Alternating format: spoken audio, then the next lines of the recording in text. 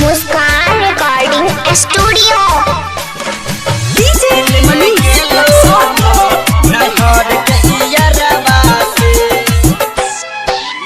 जब से पिया मोरा चल गेले बहारा तब से प्यार भ गेलैया गहरा। जब से पिया मोरा चल गेले बहारा तब से प्यार भ गेलैया गहरा। हो लबै छे रोज रोज लाली लिपस्टिक बहारा बासे। लबै छे रोज रोज लाली लिपस्टिक बहारा बासे। दिल ले गेलो हमर नैहर के इयरवा से सखी। दिल ले गेलो हमर नैहर के इयरवा से सखी। दिल ले गेलो हमर नैहर के इयरवा से। जब से पिया मोरा चल गेले बहारा तब से प्यार भ गेलैया गहरा। जब से पिया मोरा चल गेले बहारा तब से प्यार भ गेलैया गहरा।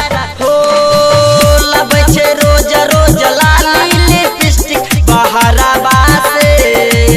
लबै छे रोज रोज लाली लिपस्टिक बहारा बासे। दिल ले गेलो हमर नैहर के इयरवा से। दिल ले गेलो हमर नैहर के इयरवा से सखी। दिल ले गेलो हमर नैहर के इयरवा से।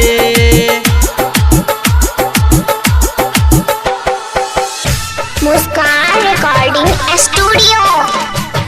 दिल ले गेलो हमर नैहर के इयरवा से।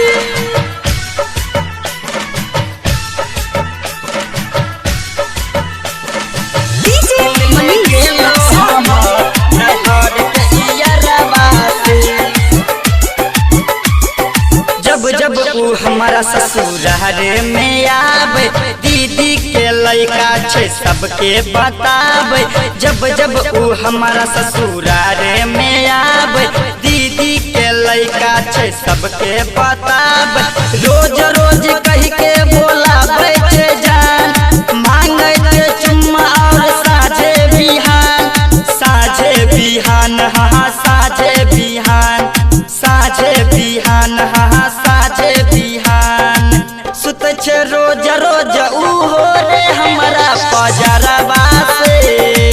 सुत छे रोज रोज उहो रे हमारा पजरवा से।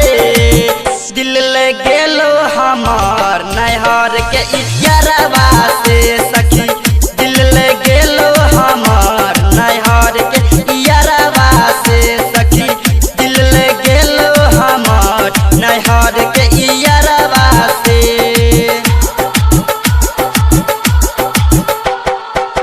दिल ले गेलो हमर नैहर के इयरवा से।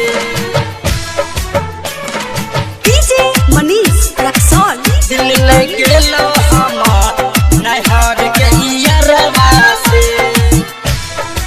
अभी आप सुन रहे हैं मुस्कान रिकॉर्डिंग स्टूडियो की प्रस्तुति। दिल ले गेलो हमर नैहर के इयरवा से। हमारा चक्कर में खुद के करे नहीं शादी। हमारा जवानी के भ गेले आदि। हमारा चक्कर में खुद के करे नहीं शादी। हमारा जवानी के भ गेले आदि। प्यार हमसे करे छे प्रेम से कर ओकरे चक्कर में हाँ रहै छे फूल चान। रहै छे फूल चन हाँ रहै छे फूल चन। रहै छे फूल चन हाँ रहै छे फूल चन। भेजे चिट्ठी रंजित पिरहोलिया गीत करवा से। भेजे चिट्ठी रंजित पिरहोलिया गीत करवा से। दिल ले गेलो हमर नैहर के इयरवा से सखी। दिल ले गेलो हमर नैहर के इयरवा से सखी। दिल ले गेलो हमर नैहर के इयरवा से।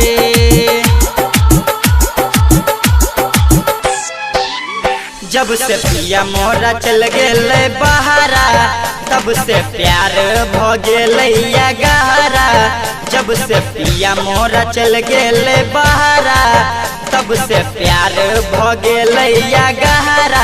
हो लबै छे रोज रोज लाली लिपस्टिक बहारा बासे, लबै छे रोज रोज लाली लिपस्टिक बहारा बासे।